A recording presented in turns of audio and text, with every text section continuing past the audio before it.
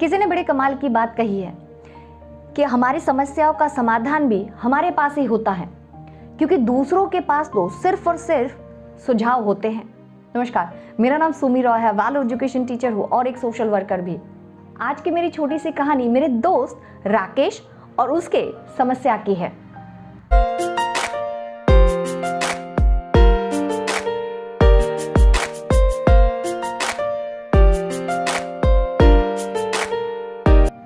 राकेश एक बस में कंडक्टर की नौकरी कर रहा था। उसकी बस शहर में कुछ निर्धारित बस स्टॉप को होते हुए पूरे दिन भर चला करती थी। आज भी वो अपने काम पर निकल चुका था। सुबह से सब कुछ सही चल रहा था। बस जो है अलग अलग बस स्टॉप से होते हुए जा रही थी। लोग चढ़ते उतरते, सब कुछ सही था। पर एक जगह पर जाकर जब बस रुकी तो वहां पर एक बड़ा सा पहलवान जैसा दिखने वाला 6 फीट 7 इंच का खली जैसे लगने वाला एक इंसान उसके बस पे चढ़ा। इस इंसान को देखकर हर कोई सहम गया था। राकेश भी उस इंसान को देखकर सहम सा गया था। ये इंसान राकेश के पास जाता है और कहता है कि देखो, यादव भाई बस का किराया नहीं देते। इतना कहकर वो पीछे सीट पर जाकर बैठ जाता है।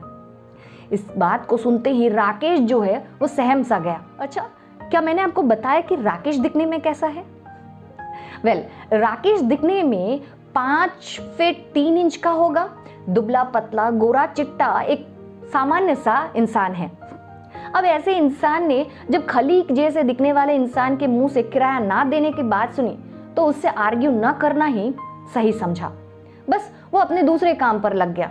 लेकिन दूसरे दिन भी यही हादसा फिर से हुआ। वो इंसान बस पे चढ़ा, राकेश के पास गया, बिना किराया दिए ही बस पे सफर करने लगा। अब धीरे धीरे सारे लोग उसे पहचानने लगे, उस खली जैसे इंसान को पहचानने लगे और उसके किराया न देने पर दूसरे पैसेंजर भी किराया देना से मना करने लगे। इस बात से राकेश बहुत ही डिस्टर्ब होने लगा। उसके मन ही मन में इसका एक गहरा असर पड़ने लगा। यहाँ तक कि उसके बस के ड्राइवर भी उस बात की वजह से, उस घटना की वजह से राकेश को ही दोषी मानने लगा। अब धीरे धीरे राकेश जो है उसके चैन खोने लगे, उसके रातों की नींद खोने लगी। उसने तय किया कि समस्या का तो समाधान करना ही चाहिए। अपने कमर को कसते हुए उसने ये तय किया कि समस्या का समाधान सिर्फ और सिर्फ ये है कि मैं खुद को भी उतना ही काबिल पहलवान जैसा बना लूं।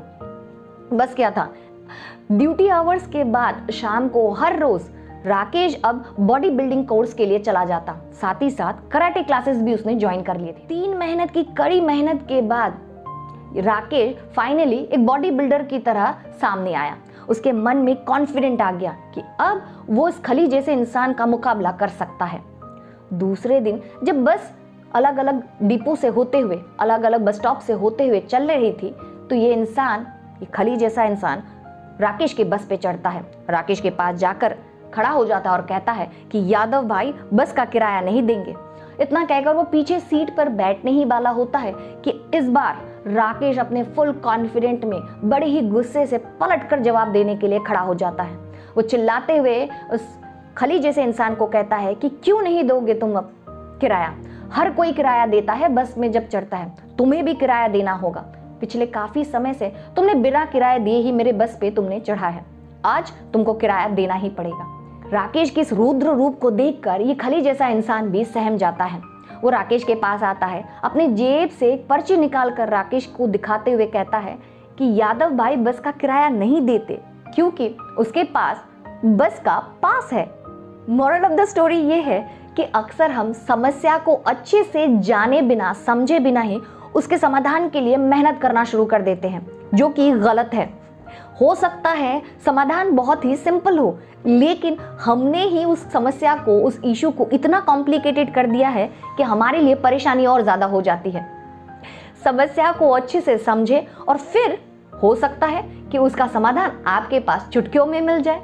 इसीलिए कहते हैं don't jump into the conclusion. उससे पहले अपने समस्या को अच्छे से समझे।